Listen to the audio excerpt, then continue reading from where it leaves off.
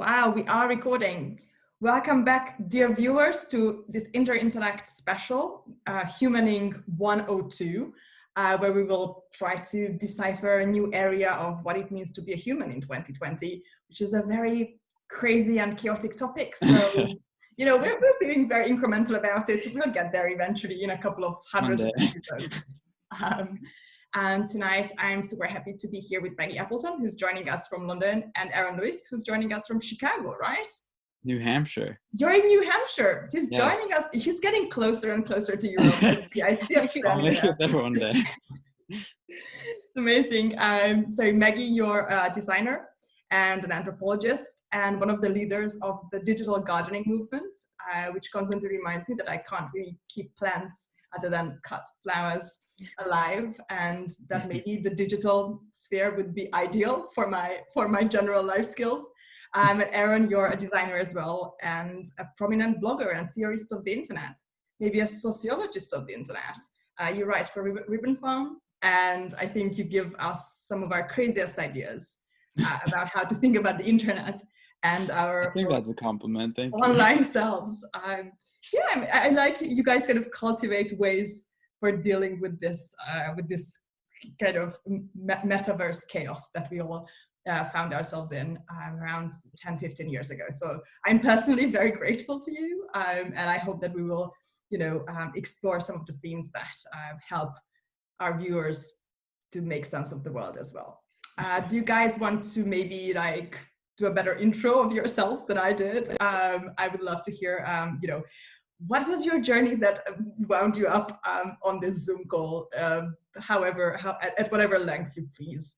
Maggie, do you want to start? Sure. Very difficult question. Right, it's this is the most difficult question. Like, who are you? There was a French talk show at the end of the 90s, and they kind of brought in these superstars. Like, if you won a César award, they would just have you there, like Romain Duris and all these people. And then they would sit these people down on the couch, and they would be like, Romain Duris or whoever was there, Emmanuel there. Qui êtes-vous? Who are you? And you saw these stars, with the freshly made face, and it was really interesting. Like, who takes it from there, where, right? It's really, really interesting. I like that, and it's funny. Okay, I'm not going to go on a tangent before we even start doing intros, but I kind of want to. You're a digital gardener, and you're talking to the guy who wrote the garden of forking memes. We'll get to the intros by the very end, I'm sure. Okay, we'll go backwards. I have a bit of a theory that relates to Aaron's post that's coming out. That's really wonderful. Like, when everyone reads it, it's great. Garden of forking memes idea that we've all lost context for time on the internet, and we can't quite figure out everyone else's context to everyone else. So this thing of how to explain it, be like, well, who are you and how did you get here? It's like, well, to have the sensitivity to understand who you're talking to and in what context and what they maybe do or don't know about you and how they interacted with you already on the internet, and trying to untangle that and then synthesize your life story to fit it in a way that makes sense is such an art. Well, even just introducing yourself to somebody who already kind of knows you from the internet, like Maggie and I are sort of internet acquaintances, and it's interesting because I have so much context and shared context with you already, and I sort of have this inside look at your inner monologue a little bit already through your Twitter stream. So we already have some kind of common ground, but also the non-internet things aren't visible. Right. Like, everyone I keep getting on Zoom calls with, you go, well, I know you in so many ways, right? I've read bits of your blog, and I see you on Twitter, and we're clearly reading the same book, so we're in the same mind space, we have the same intellectual predecessors. And then yet you're talking to them for the first time. So you're almost getting to know them as an actual human after seeing sort of the debris of it that comes off on the internet. Debris, the exhaust, yeah. I think for our generation, it was such a moment of reckoning when people actually understood that our Twitter selves are the real selves. That there's no, that's not a pose, and then you meet the person offline and suddenly you meet the real them. No, it's that's it. If you follow somebody on Twitter who's as active as we are and as kind of confessional and open, then that's the real thing. There's nothing else is going to be like, you know, that's the personality, that's the purest essence in some ways. My little brother has this theory, which I love. He always says that you basically have as many relationships with another person as you have channels of communication with them. So like our Twitter DMs are almost like its own relationship from our Zoom video chat conversations, from our IRL conversations. Like each channel almost brings out a different part of ourselves, and then we like manage this collection of different types of relationships within just even an individual one-on-one.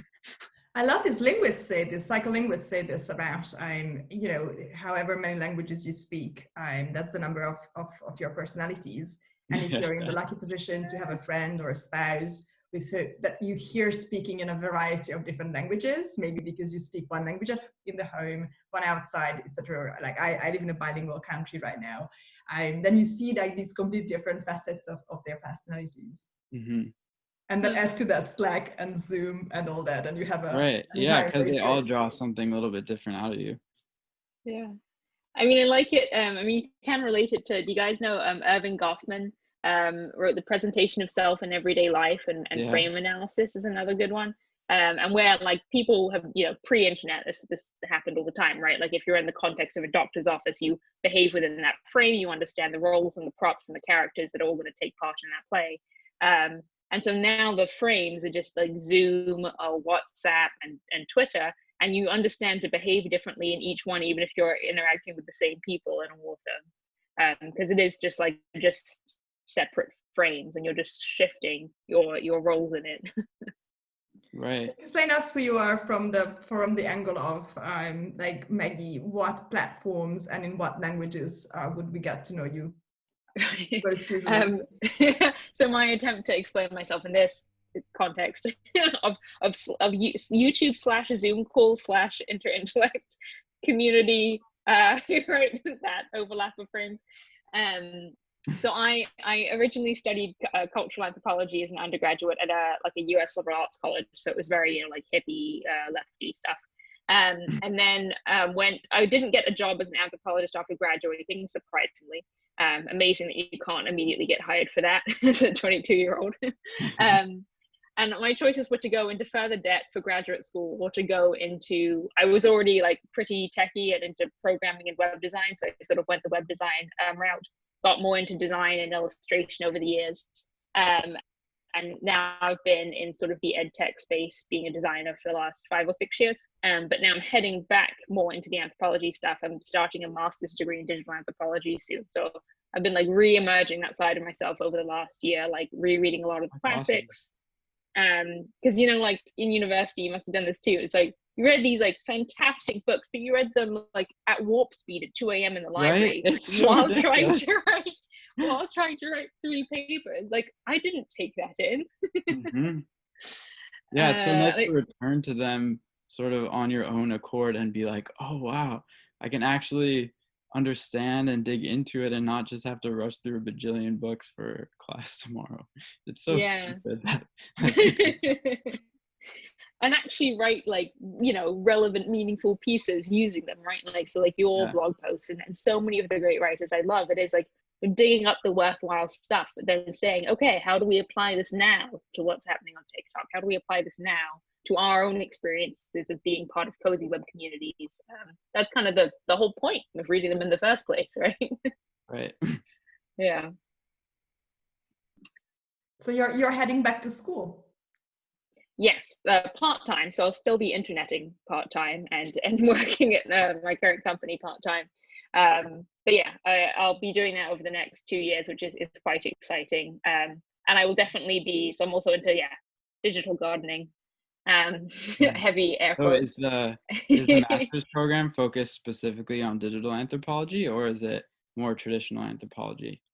It's specifically digital. So the undergraduate degree was generic cultural, but I got really into digital anthropology, which was called cyber anthropology back then, which dates it a little bit. I love that. I think we should bring cyber back. Back. I know, cyber. And I did my thesis on like the quantified self movement and our understandings of data and like how our like historical understanding of numbers and obsession with quantification and objectification came to be. And back then I found out that UCL in London runs this digital anthropology program, and I was reading all the people who run it and being like, one day I'll get to go. But you know, it's one where like it's never the right time. I'm excited to hopefully do it vicariously through you. I'm going to be reading all of your blog posts about it, all of your Interintellect posts about it. Yeah, we will definitely. One of the things I'm really curious about, which I guess I talked a little bit about in the post, is just the time lag. And I'm curious whether doing a digital anthropology program inside of a formal institution, how much of a time lag you're going to see between that and sort of what you're steeped in and familiar with from the internet already. Yeah, I'm definitely curious too, because I mean, I think we all have healthy skepticism for large, unwieldy academic institutions, right? Right. So I'm going in a bit experimental and not trying to be too, you know, judgmental of it before I'm in, but you do get that nervousness of like, these people have all been talking to each other in a small academic bubble and they're not blogging about it. So I'm kind of going in being like, all right, let's put this on the internet. Like, I'm going to come like learn in public while taking this degree, because you all aren't very good at publicizing it. Yeah, burn the walls down. Job person, someone on the inside. Yeah, but probably, you know, there's a purpose to an academic institution as well, and some stuff that you can only get done there in that format. So just like take the most out of it. Yeah, for sure. I'm pretty sure. And also, you know, if it gives you a credential that makes your life easier later on, then that's how the world worked. That's a really good arc to end up in this call as like one of maybe your first forays into using video to publicize your work, just to kind of like prepare your academic advisors and you know, guides into that world of like what's coming. We'll see.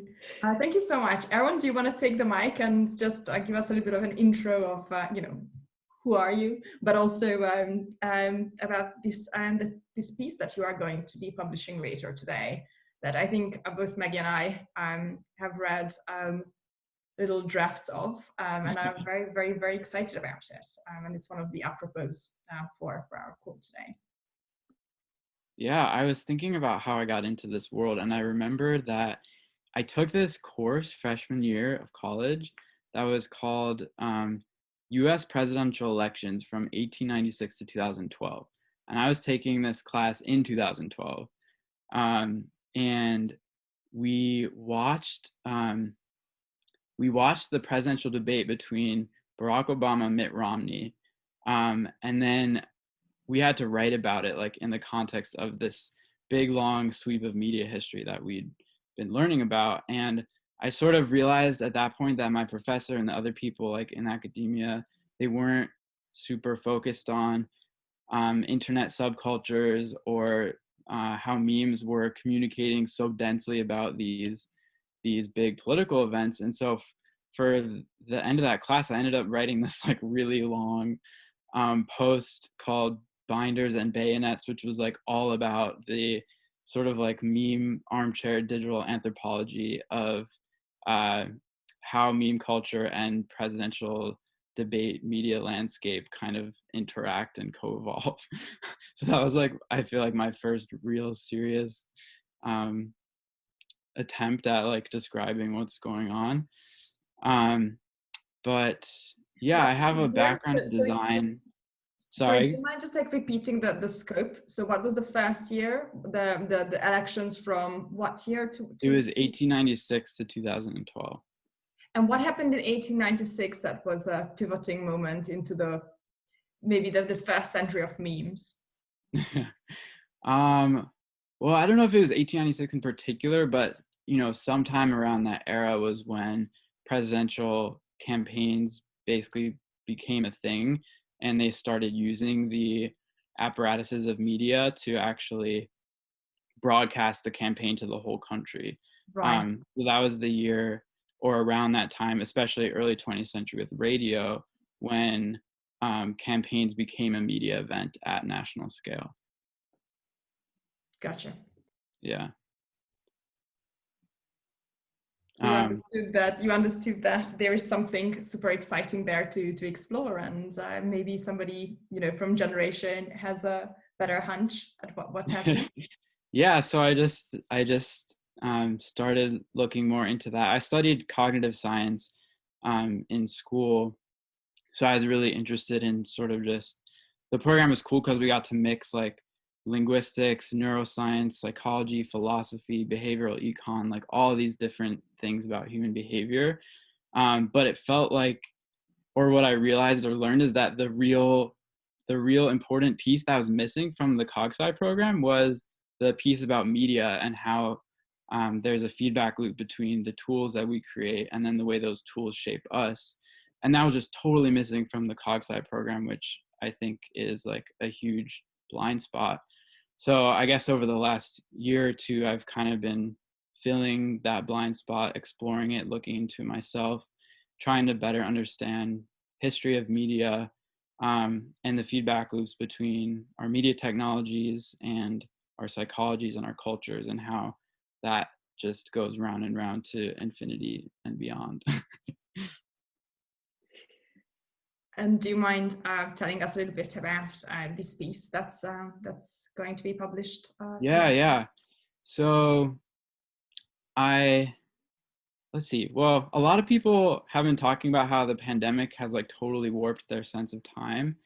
And part of what I'm trying to look at in this piece is how this trend of feeling like we're melting off the clock or moving off old industrial timekeeping schedules has actually been sort of brewing under the surface for a long time, just because of the way digital media frees us from the industrial timekeeping systems of many different kinds. So what I looked at is basically across a bunch of different areas how digital media and the sheer accessibility of so much history and so many pasts in the present have changed our relationship to time, how we make sense of history, and also how we like imagine shared futures together. I could stop there or keep going if you want. I was curious, like you mentioned this thing, I think it was in your arena, kind of arena of, with which you prepared for writing the Garden of Forking Memes. Mm-hmm. You mentioned, I think it's like 311 BC when we start keeping time, and it goes from like kind of accidental and local to widely shared. Well, yeah. Do you think that there was like we had this chunk of time from 311 BC to like 5 years ago, and now we are in a different timekeeping state or phase? Well, what's really interesting about clocks in the time you're describing, like way back when, is like the earliest clocks were water clocks. And that is basically like there's a bowl that has a hole in it, and then there's another bowl underneath. You fill up the bowl with water, and then as the water runs through, the time runs out, right? And that's how people would keep time. And what's really interesting to me about this is that the time is extremely tangible in the sense that the time doesn't keep going if you're not interacting with the timekeeping device. Like you have to refill the water at the top of the bowl in order to like make sure the time keeps on being marked. And what's different about the timekeeping systems that were developed alongside the railroads and time zones and all these crazy new industrial technologies of the 19th century was time is basically like imposed on large groups of people from the top down for the sake of doing like mass coordination and synchronization, basically. So that sense of like interacting with time in a tangible way of like, I have to refill it or it's not going to keep running, that's gone because the whole thing is just like imposed on you because you're living inside the industrial calendar, the industrial machine. And this is a lot of this I've learned from Venkatesh Rao. And he talks a lot about how what digital has done is like created a bunch of subjective time zones, which have kind of, it's sort of like messed up the mass synchronization because now we can all live in our own custom time zones. We're not as synchronized as we were on the industrial schedule. I sense this theme in your writing that I really want to explore today, which is that it's as if you were saying that through changing our relationship with our memories, or changing our memories themselves, we are also getting our realities changed for us. And I would really love to explore the relationship between memory and reality here, and how the fragmentation of one may lead to the fragmentation of other. And I keep being reminded of this beautiful essay in Isaac Asimov's The Tragedy of the Moon, which starts, it's a collection of essays and one of my favorite books in the whole world.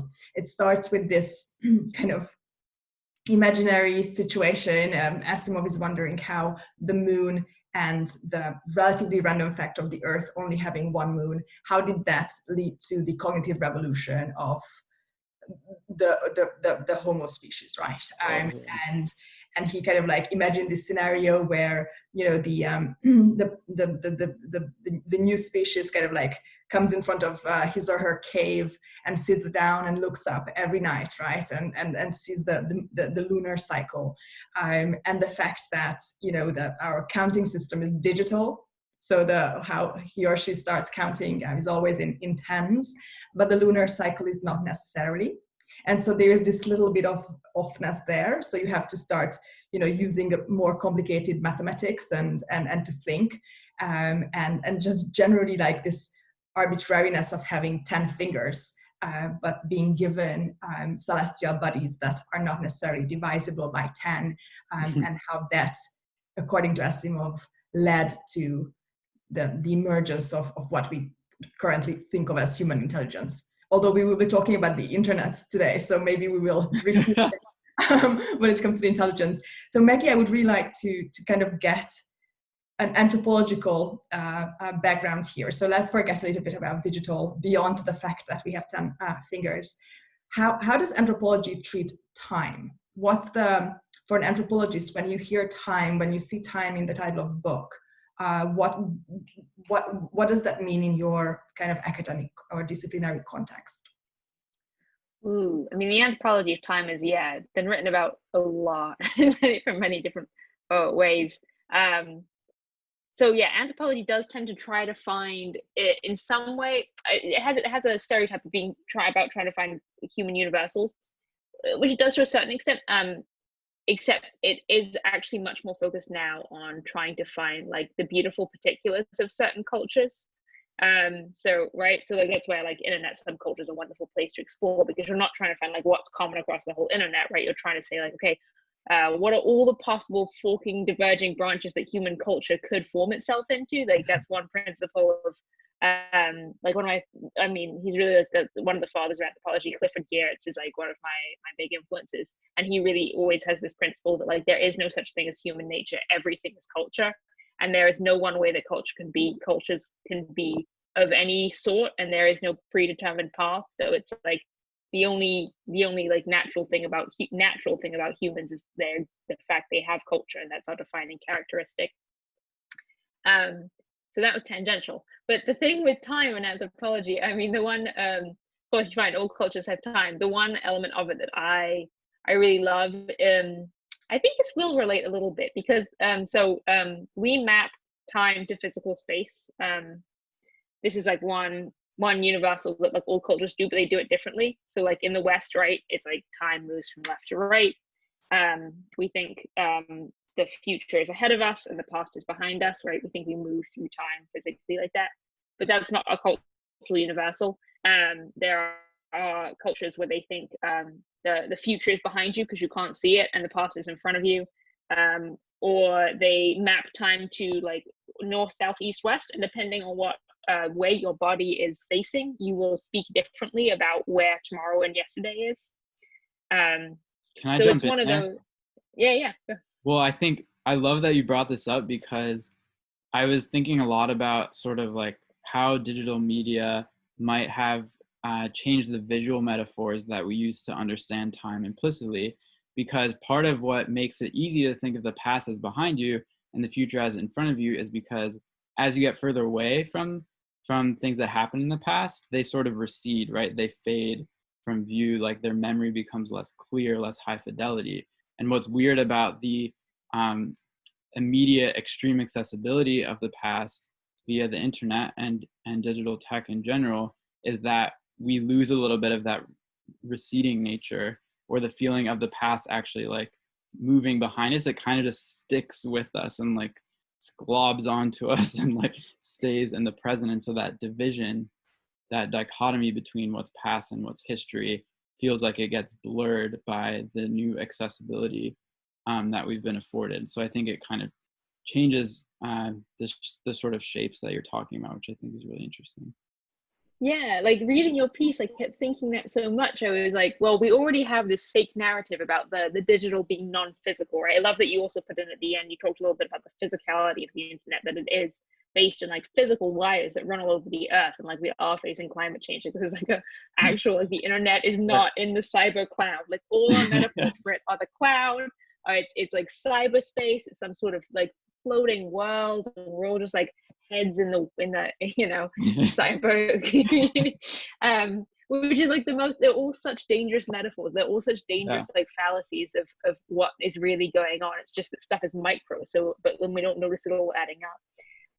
So I was thinking when I was reading, school child should be taken to a data center at one point. Just gosh, I've never been to one. I was just thinking about how I'd love to go. It's one of my life goals. We should try and get in. Where your phone actually gets the information from, and I think people don't appreciate what happens when you open, you know, Google Maps on your phone, how the satellite system works, how, you know, what amount of energy you know, a data center uses, and where that energy comes from, and what kind of, you know, national or supernatural agreements may need to be in place for that to work. So definitely. And Maggie, I'm wondering, so, you know, when you talk about time, you're also talking about memory. And, you know, the little amount of anthropology that I studied, always seems to, you know, place the memory of a community in a very central place. And, you know, or whenever you start reading about any culture, you always start with the genesis of how, where does this tribe or this culture, you know, originate themselves? And obviously they will originate themselves from nothing, right? And the oldness of it. And then, you know, I think about the deep like, which is kind of like such a Thomas Mann way of putting it. It's like you kind of go down in somebody's Instagram history, literally down, and then you accidentally like something from like 4 years ago, and now this person knows that you maybe like them, or you were just really curious, or you were looking for a recipe, but like there's no way to like explain this, and you can unlike it, but they have already got a notification about this, and it's just the horror. And should you move and change your name, but then what happens with your bank? You know, like we all go through Does this happen to you, Anna? Are you speaking from personal experience? No, this has never, I never do any mistakes on the internet. I just came of age on the internet and then been using it every day. But nothing bad ever happened to me ever. It's perfect. So yeah, I'm just wondering, you know, if I'm trying to kind of understand how you know, we tie together this whole memory and identity question with the fragmentation. So if every single person is in their own mind and their own time zone, and this collective memory is kind of like stripped off of us, does that lead to, and maybe you have a completely, you know, different take on this from each other as well, but does this lead to a loss of identity or stability of identity, or is this a liberation? Is this going to be like, you know, in your last article, Aaron, where you kind of allow us to have this plethora of possible identities who might not even know about each other? I don't know how it works for people. I've never had an aunt. What do you guys think? I mean, yeah, I would be curious to get your guys' take on this too. It is like, the thing of the permanent memory of data centers now and eternal data, and it's not even like we have access to it all, right? Technically, you know, Google has the permanent memory on all of us, and we have selective access to what they choose to show us in certain ways, even though we can look for clues of it, right? And like the algorithms and our search results, we can see it working, but we, you know, can't see in the box. This thing of that we actually have like harshly permanent identities now, because we know we're going to move through identities over our, you know, internet lifetime. Then this thing of, right, like the 10-year-old tweet that gets dug up that you once said a thing of the thing you used to believe, and now you don't, but there is no forgiveness on the internet, and or, you know, cancel cultures come up, and this thing of like, how do you, there's no, I think that's one actually cultural thing we're going to have to develop systems and processes around, is like, how do we gracefully forgive people and give people space to like, you know, come to new understandings and do it in public in a way where it's not just like anything you might have put on a blog 10 to 15 years ago is held up as your permanent belief system. Well, something I think about a lot with respect to that is like, there's no real design affordances or clues about the age of a piece of content on the internet. Like on Twitter, a post that I made 10 years ago looks visually exactly the same as a post I made yesterday. And I think it's an interesting design opportunity or challenge. Like, for example, a low-hanging fruit or an interesting maybe approach would be, instead of changing when I change my profile picture, instead of changing it across every old tweet I've ever made, maybe the profile picture that I had when I made that tweet stays attached to it. And then there's some element of aging, right? It's like in the past, as opposed to it just appearing as if it's present. But there's all kinds of, you know, ideas and fun things that you could probably explore in that space. I like the idea of it being, yeah, like more tacit like that, because you know how, okay, news articles have had to start doing this, right? They'll say this was published 5 years ago now, and like a colorful banner across the top of some articles, because a lot of the disinformation on Facebook was people reposting articles that aren't necessarily wrong, so they couldn't get flagged for being fake news, but in a different context, they read differently, right? It was like a certain party won a certain election was getting posted, but it was the election 5 years ago, but the way that people were seeing it in their feed was they just see the headline. Yeah. So there was a lot of really interesting like fake news manipulation happening there. So news sites started saying, you know, this article is 5 years old, this article is 3 years old, that sort of thing. Right. But that's such a, like a, I don't know, loud and explicit, right? And it's like, I don't know, could we like fade the opacity if it's like eight years old? It like gets down to like 20% opacity. You have to really struggle to read it. I don't know. I think of like old paper going yellow. Like, what's the equivalent of that in the digital world? Yeah, I think it's an interesting question. And I love the way you phrased, like, you were talking about whether or not it frees us or if it makes us like lose our identity. And I feel like I think that it can definitely like cause sort of like existential crises or crises of identity. And I think for some people, as in any kind of existential crisis, it is very freeing and you feel like you can be whoever you want to be. But the problem is if you go through that kind of like identity crisis without a support system or without a community of care or people who can like hold you through it, then oftentimes you end up on the other side of that in not a good place. And I think there are definitely communities of care online, and lots of people, like, especially I think about like the LGBT community on Tumblr and how many like kids that has helped, for example. And there's also a lot of like areas of where people like go through these kind of crises and don't have that kind of support. Yeah, like you talked about the grooves of the internet at one point in the piece, that we like flow down certain paths, right? And as much as it is like the algorithms pushing us there for on YouTube, right? It's like taking you down the radicalization hole.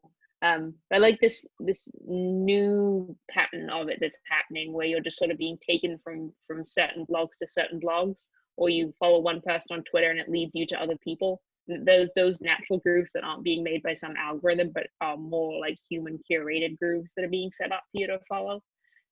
Like Ribbon Farm, right? Like that's one enormous sort of like cultural magnet of our personal communities, that you go in there and you end up going down certain grooves from it, but it's such a good entry point.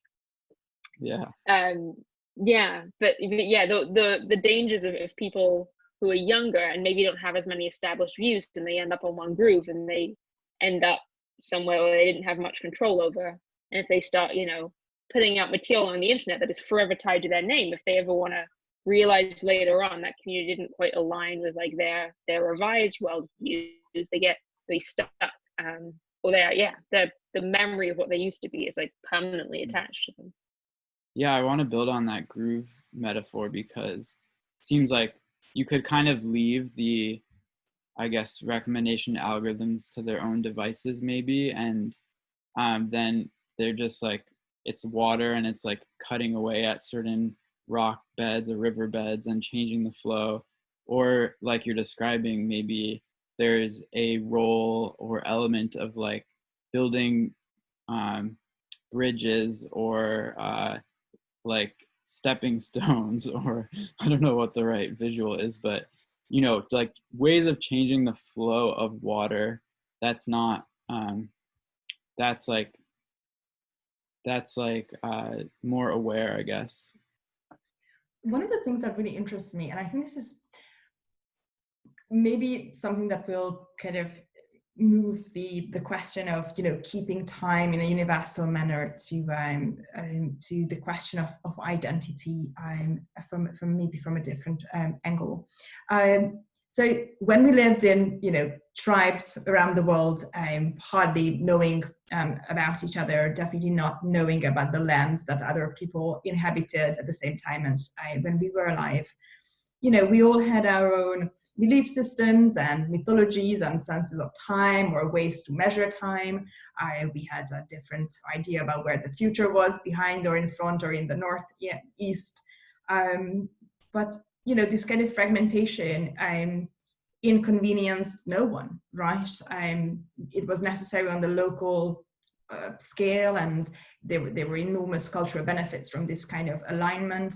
And that was it, right? You lived and then you hunted and gathered and then hunted and gathered and died, and that was it. And we are kind of reapproaching this tribal fragmentation, right, or a state of tribal fragmentation. The difference is that first of all, we are a lot. We live in quite strong proximity to each other, both physically and definitely from a communication perspective. And we're trying to run really complicated nation states and global institutions, and we are trying to align, you know, to the nanosecond, absolutely internationally. So this fragmentation is not, you know, good news when it comes to our coordination and cooperation. Is there going to be a benefit to it? Are we just in a temporary stage where we're trying to figure out what the hell is happening and this will all be well eventually? Or are we, you know, sliding down something that should be somehow stopped or you know, helped?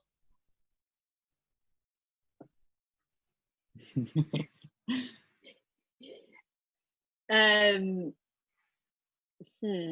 mean, okay, so I love that concept, right? That we're going back to tribal small communities, and that in that way that is enormously a good thing, right? Like we realized that trying to think on the global scale, right? That was like the 90s of like we are one world sort of thing. Right? You know that? That's what I grew up in. Absolutely. That I was recently thinking that the visuals of the 90s and the Benetton colors and all with that, people holding hands. I was brainwashed into that, so definitely. And I'm happy because it could have been much worse. So that vision, right? We were like, okay, you know, doesn't really work, right? Like as humans, we operate best within, you know, the small tribes. It's not necessarily the Dunbar's number of 150, but it's easier when you have shared context, right? So we're like reinventing that on the internet.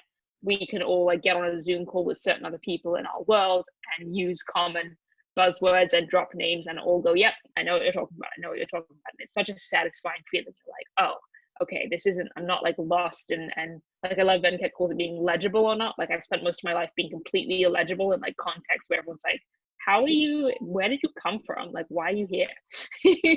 And to find on the internet. Story. You know how many people say in the Interintellect, like, oh, I used to be an intellectual orphan, or, you know, I found my tribe. It's very thought-provoking. Yeah. So that I think is definitely for sure net positive. And like overall, I would love to make some bold claim that like we will continue to go more and more tribal, and it'll just be great for everyone, and we'll find our niche, and like everyone will get proper community support, and there won't just be these like sad lost people without any psychological support in the world. And it seems to work until you get to like the issue of climate change, when you're like, oh, we need like global coordination, like on a really massive like effort full scale where everyone has a shared global narrative that we're all moving towards the same solution. And that's when you're like, oh, we can't really let people like over in that corner of the internet like claim climate change isn't real. Like that's not going to work for them or us. Well, the way I think like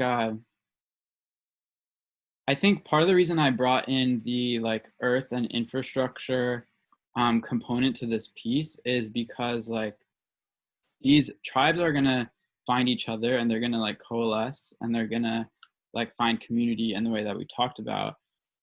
And then I think it's also important to remember, I guess, the ways that those tribes then might find off ramps back to the IRL, and think about like, okay, if this thing that supported our tribe coming together in the first place, which is like the ecology of the internet and the way it's connected with the stack of earth, then how do we like find a way in our local context to like reconnect to like a specific place and context, and do, I guess, projects around regeneration where you are. And I think what's like what I talked about as like the carousel in the Library of Alexandria is kind of this thing where you just keep spinning round and round and round and round in this like self-referential hall of mirrors that pretends it's in the cloud, like cyberspace, totally detached from everything, versus this other approach, which I think, I mean, in my background in cognitive science, it comes to be known as embodied cognition, which is just like, what are the ways that your mind is like co-evolved with the environment and is also dependent on the environment. And if cyberspace is our extended mind, then its body is in the planet, and we have to think about in our own local context, like in what ways are we like embedded. This is how I see your work, by the way, and this is why I was so excited that you were happy to join me here tonight, because I kind of feel that you are doing absolutely unprecedented and indispensable work in trying to understand our how do we live after the division between online and offline is over. There has been, enormous, volume of writing about how online and offline differ and how they work and how they affect us. But, as I like to say in the Interintellect, like we are post-division, like we are an organization exploring what happens after these dichotomies they start sounding a little bit fake, like you still but you're like, yeah, but that sounds really good, professor, but like literally it's not true about myself or anybody I know. And you like really want to like it, and you want to cheer because it's like it sounds so good, but it's like no longer true. And it's a very important moment when you just sense that something is off and you don't know what's true yet, but you know that there needs to be a new theoretical framework. But I feel like you guys, approach this from very different angles. Like, first of all, Maggie, you're a little bit more hands-on. You build sites and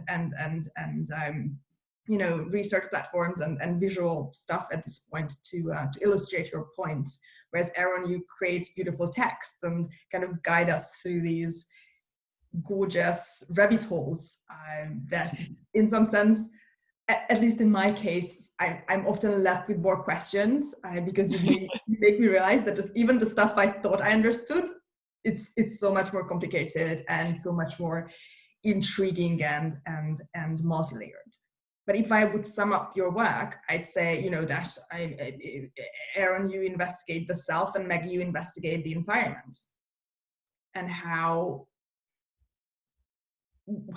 they currently work for us in the maybe maturing 21st century. And I'm just wondering so when you look at something so enormous as the present, how do you find your angles? Like, is it a personal story that you're going through? Is it a fragment of a conversation during a dinner party or a WhatsApp call that triggers your, fascination? How am I left with this impression as your reader and your audience? There is a personal source of interest here, I feel. Yeah, for me, I feel like the gravity of the moment we're living through is like so huge, and it really frustrates me that that's like cliche to say, and it's cliche to say like this is the biggest media revolution in history, but it's like I think I just doesn't make it less true. I just feel it like all the way down to my bones, and I just like can't not try to like try to sort of think through it and understand the history of the present and sort of like how we got here. And for me, it is very, very personal in terms of like, obviously being shaped by growing up with the internet, and also like because of the internet becoming like a much different person than my parents, having like totally different beliefs, like having to deal with multiple reality bubbles just inside my own home. And can you explain also, can you give us examples of how the reality bubbles in your home work? First of all, you have a genius little brother who has the best. Yeah, I mean, like I grew up in a very conservative Christian home, and then I like went off to college and I got really obsessed with like atheist subreddits and YouTubes and stuff like that, and then also like worked on the Hillary Clinton campaign while my parents were not a very big fan of her at all. So I would always go home like either from school or for working for a presidential candidate that they weren't super into.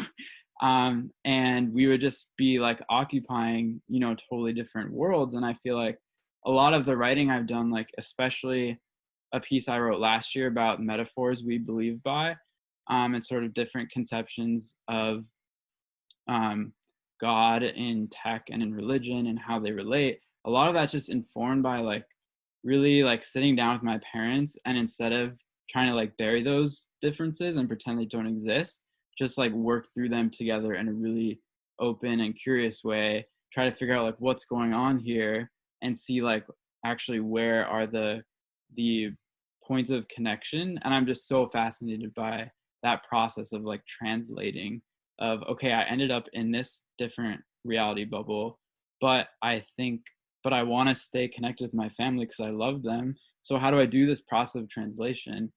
And I think externalizing that process of translation is also useful to other people because we're all living in this same weird media environment.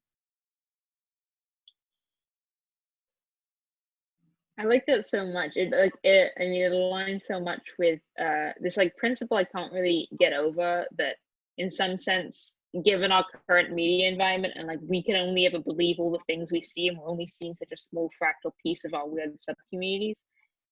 Can we ever really say someone is wrong in their beliefs, right? Like everyone who is like some diehard Trump supporter Christian somewhere in the US, I can't ever like judge them for being wrong or like less intelligent than anyone I know, even though we would all believe completely different things and have come to alternatively different conclusions about what is good in the world and what is right in the world and what should be done.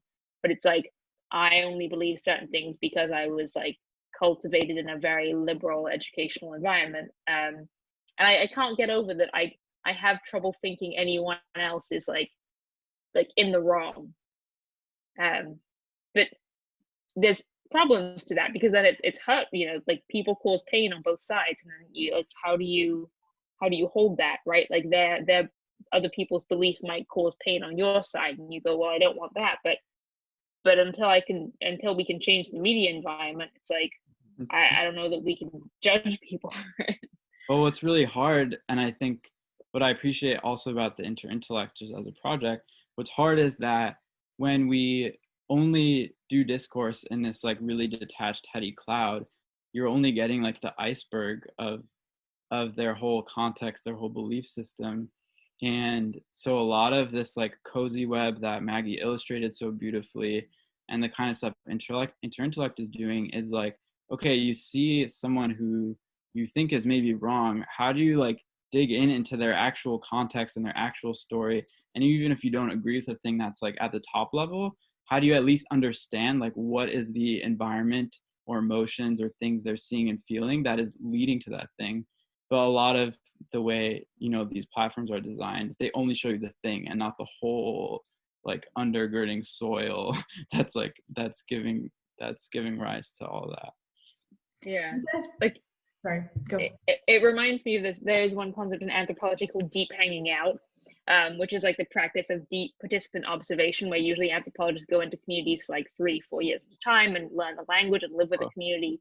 And that's really like the commitment to being like, and even that, right, you don't fully understand, but that there's a belief in the discipline that that's the only way to truly understand or to be able to write about a culture authentically, is to, we don't say we study people, like it's not studying them as objects, but studying with them as partners. So you go in and help them explain what their culture is from the inside. And so much of this thing of everyone, you know, fighting each other on the internet with memes is like you're just seeing the surface level, and absolutely no one is doing deep hanging out behind the scenes.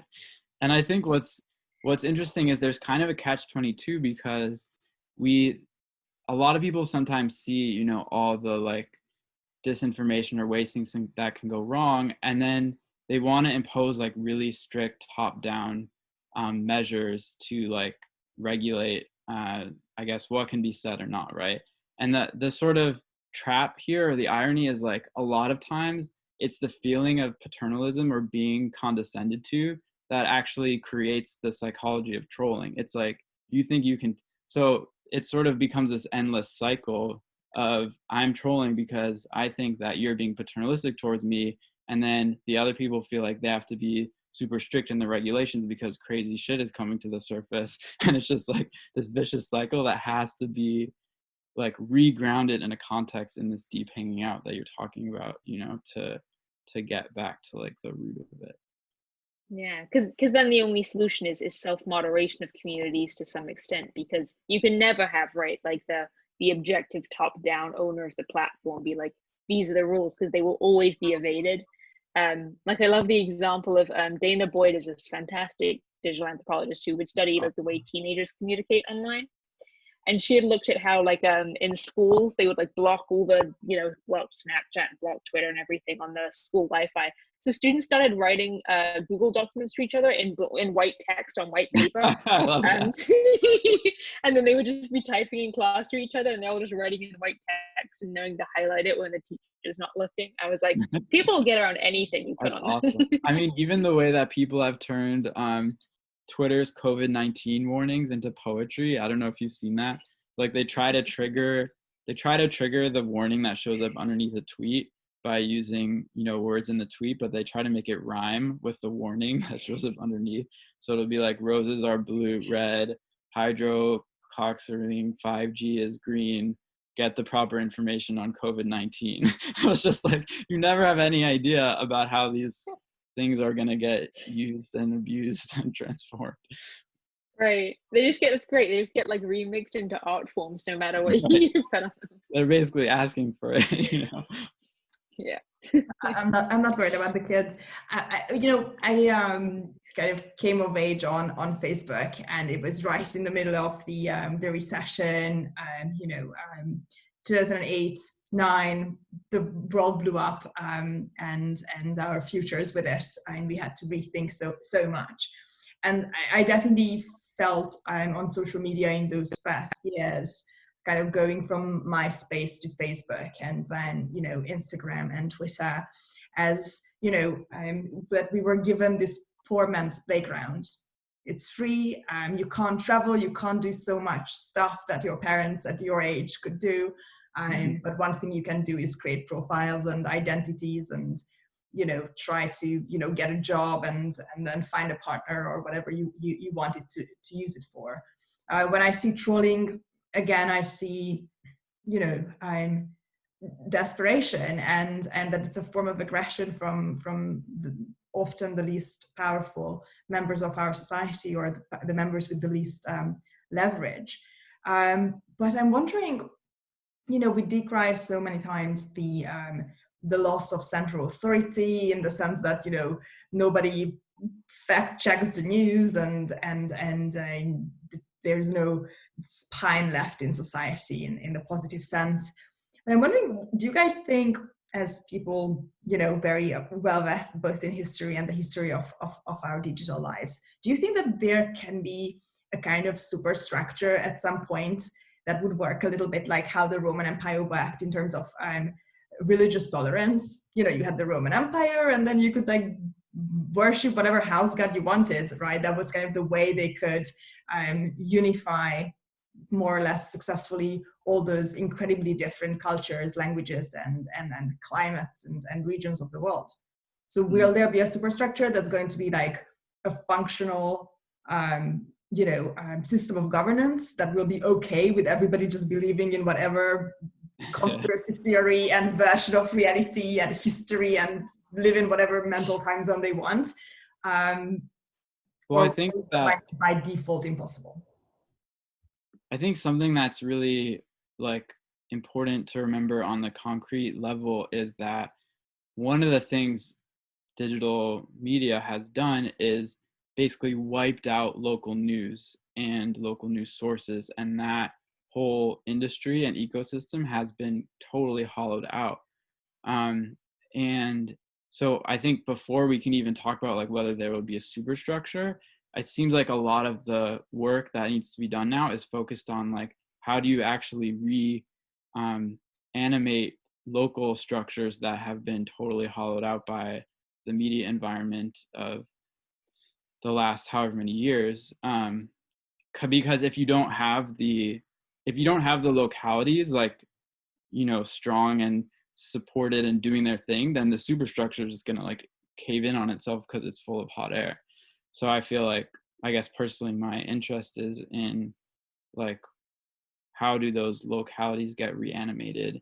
And with something like the II is so cool because it's the kind of global push that Maggie is describing, and also the sense of being embedded in your context with the II people that are around you. Thank you. I mean, obviously, Interintellect is a global community, but we also are very active at building local intellectual hubs, especially now when a lot of people are moving back to maybe second-tier cities, are not necessarily in the biggest hubs in the world. My question is always is your neighbor the smartest person in the world? You just don't know it. Well, let's find out. Let's create the types of events that are, again, merging the demarcation line between online and offline, local and global. Where are the places where the people will meet? Kind of to paraphrase Leonard Cohen, I'm hyper interested in that. Maggie, what do you think? So in terms of the superstructure stuff, I think, right, we know any sort of hard power version of it, right? The explicit, we are imposing structure, right? That's clearly no one ever reacts well to that. And really the only effective way to do it is through tacit soft power, right? So that's where, the Romans probably were very successful because they were able to spread their culture, but you want to be able to do it in a way where people don't really notice that you're that your culture is kind of moving in, that it feels like it's just culture evolving. So not to make it sound like some sort of manipulative. Sure, use your own API, and then slowly but surely you're but maybe Google's is better. Use your API / your own gods, right? It's polytheism as many API calls. Yeah. So yeah, I mean, I definitely believe that more superstructure would be better, right? If we can have united narratives around certain critical issues, right? There are global problems that all the sub communities need to have some awareness of and some shared sense of truth around whether they really are issues or not. And to do it in any top-down way, right, will always bring out like the trolls, and we all do have that inherent sense of we should be skeptical of large structures imposing ideals on us instead of trusting people around us who we know and are connected to every day. So the challenge becomes, how do you sort of like push that out into wider culture in a way that feels like soft power, tacit power, the implicit cultural beliefs that gets sort of spread around. Like I think so much about George Lakoff, which Aaron, you'll know well from studying cognitive science. I was kind of waiting for the George Lakoff nerding time, because I held up till the end. Even without having known about each other, used the same Lakoff quotes in completely different contexts. And I know that both of your herbs are very much informed by this promptly love-hate relationship that I think our generation has with this whole topic. It's so in need of reinvention. So I would love to hear obviously your lack of take as well, Maggie, and Aaron, please jump in. Well, that was such a wonderful surprise. Well, the surprise when you said you had talked about Lakoff as well, but I'm one of those ones where I'm like, why isn't Lakoff in every single conference talk that like happens? Because to me, it's like the theory of cognitive metaphor, like structuring our belief systems, is so fundamental. I'm always amazed more people haven't heard of it. Well, it's so wild. It's so wild to learn about the history. Like I've been learning about the history of universities, like really old universities, like in medieval times, and what we think of as like Lakoff metaphor type theory. That was what they called grammar. Like that's how they used that word, was basically analogical thinking and understanding really deeply how the metaphors like shape thought. And that was like the core thing that they taught everybody. And it's like, why did we lose that? How did we lose track of that? Oh yeah, it's one of those where you can tell, right? The ideas have been around forever. We keep putting different names on it. Yeah. And even still today, people are still writing books, and it's like the same concept, and you're like, this sounds an awful lot like cognitive metaphor theory. Odd. But I did love Lakoff, at least did the specific application of it, right? So he took ended up writing a lot about US politics in the frame of how metaphors direct the conversation and like put people in certain mindsets and dispositions depending on what metaphors the political parties use. And that was such like a tangible example of like, oh God, that's when you talk about metaphor and power, and the people who design their metaphors well really control the conversation, and they really control the cultural narrative of what's going on. And there aren't that many think tanks or institutions that are focused on that, on like strategic metaphor design. There's a few, but they're very few and far between, or they're very covert and they are purposefully illegible so that normal people can't find them. Putin has one, right? That's what hypernormalization is about. Or at least Putin has or early on did discover the power of humanities people for like just pure uses of propaganda. So it's a good idea to teach it, but also maybe not. Kind of like give the arsenal of metaphor to a lot of people. But I think, I don't know if I'm correct about this, but I probably, it's probably close to the truth that the young people are fine when it comes to like making up their own metaphor, toolkits and arsenal. Would that be close to the truth? Well, I think like one of the things I linked to in the post that I think is super interesting is like there's so many videos of kids like trying to basically hack and game and figure out algorithms and how they work and flow. And I guess in the examples I've seen in my own personal Gen Z mythology, which I feel like everybody has one, but there's some understanding of like, okay, these algorithms, they don't just show us like unmediated versions of reality.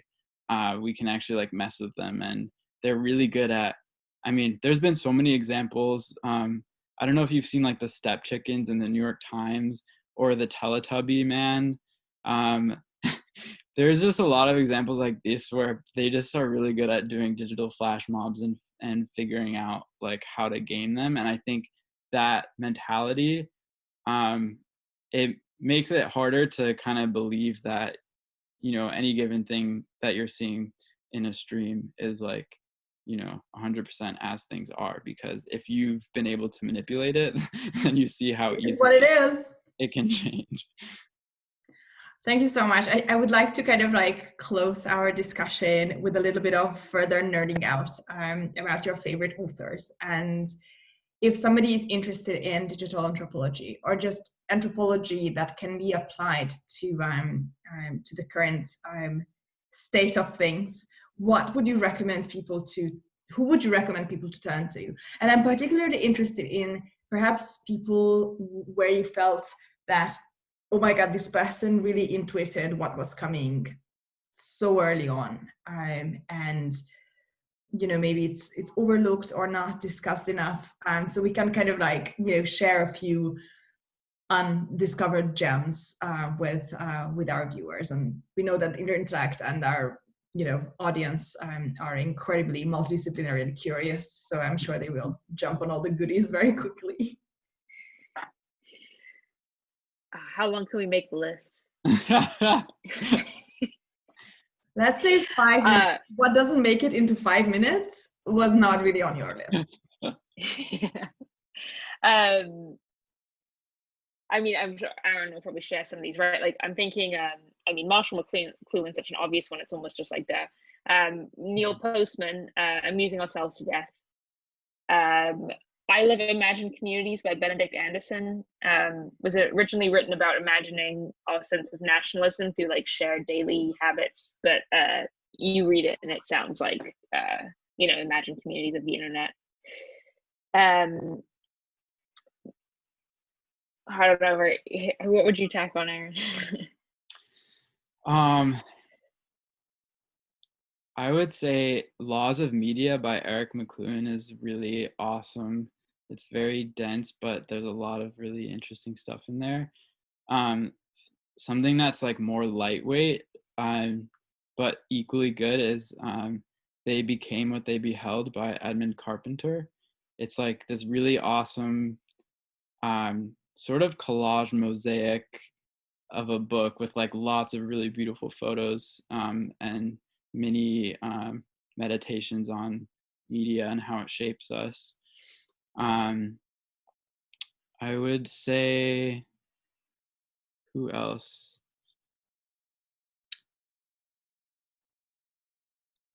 I think there's also just a lot of really awesome people around today.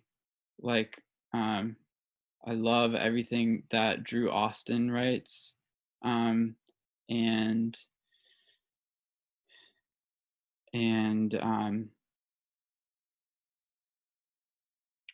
the Ribbon Farm community, Venkatesh Rao, of course. There's also a really fun book, which is kind of it's very specific, but I found it had a lot of interesting insights. It's called Writing to the World by Rachel King. And she's a historian, and she wrote this really awesome book about the development of letter writing and journalism in the 1600s and 1700s. And there's so many moments in that book where you're like, wow, I took that for granted and totally forgot that is invented by somebody. And just understanding like the postscript or the lead or the intro or the structure. No, more like when letter writing first became accessible to the masses of London, there was so much anxiety about how to present your authentic self through the form of the letter. And there were all these books and guides and templates and worries about like whether you should do what they called writing to the moment, which is like when someone interrupts you, should you say, I was just interrupted and now I'm returning? Or should you just like continue flowing as if nothing happened? And so the point that was really interesting is just like, every time there's a media revolution, every time new media technologies are introduced, they bring about like similar anxieties about what it means to externalize yourself. And that's not unique to the digital era. So that was a really interesting book just for a very deep understanding of that point in this particular context. I like that, like the texts that make explicit how much like the Western notion of the constructed self is like such a thing in everything we do. Like I'll have to tack a lot of Marshall Sahlins onto that list. He's like I call him the troll of the anthropology world. He's like picks fights with people, and he's like really like bold ideas. But he writes a lot about the anthropology of Western cosmology is his phrase for it. But it's essentially like positioning Western culture in the exact same way we would do like traditional tribal cultures, and like, you know, heavy air quotes on that, right?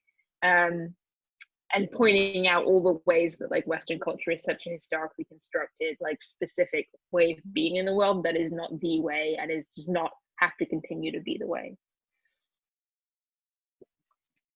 Yeah.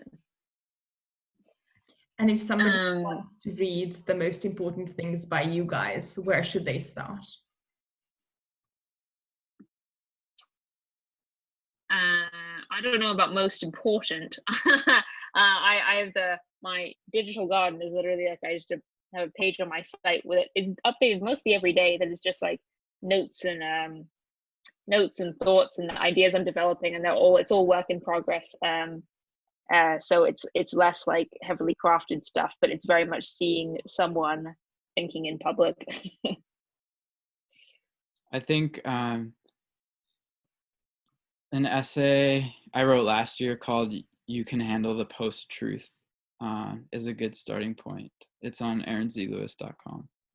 I love that so much. I think I did that as an essay to when the Interintellect was still like this fuzzy, very casual community. It was not in my startup yet. I think we used that for one of the reading group. Yeah, we did a little book club. Yeah, we had a little book club in the infancy of the Interintellect. Definitely, I'm going to put all of these links into the description on YouTube. So the works that you mentioned, your websites, the articles that you mentioned, and also all the information about the Interintellect. So if you want to book for our salons, if you want to join the community forum waiting list, or find out more about what we do in this global community of minds and talent platform for public intellectuals, just as, you know, Maggie and Aaron here are, it's going to be there linked in, kind of in accordance with all the hypertextuality that we discussed today. Thank you so much, guys. This has been a lot of fun, and now I want to kind of, every time I speak to either or both of you, I always go and like order 10 books and just like not leave my house for a while, just like read a lot of things, which I think is really good. And that's how friendship should work for everyone. So I'm so grateful. And also that you were, you know, I'm happy to share all your knowledge and thoughts and questions with the wider audience, and not just myself and our immediate community. So thank you so much. And, you know, let's hope to continue humaning with equal success in the future. Take care, guys. Bye-bye. Thanks.